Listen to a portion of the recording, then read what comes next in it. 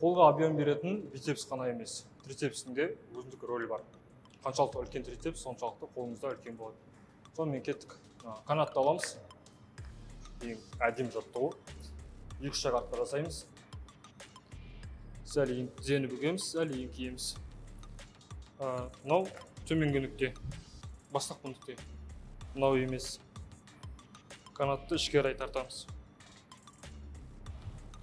Бұлай емес. Жүйрік қою емес.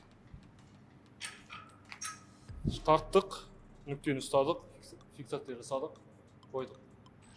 90 градустан шынтақпен тарттық, қолды екі жаққа қарай кердік.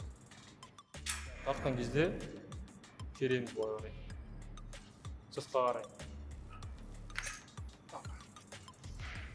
Тарттық, жердік, пауза, емен жердік.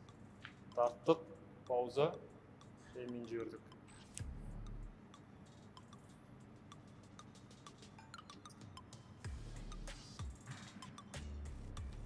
Тура осыны канатпен емес, бізге рукоятпен сақтау болады. Ол канатқа қарағанда әлдеқайда кішкене жеңілірек. Қолды тіке ұстаймыз, баспа бақты сыртқа жібереміз, ішке тартпаймыз. И қолымыз түзу болу керек. Тура солай тізені бүгеміз, сәл еңкейміз, белді кішірейтеміз, 90 градус и тарттық.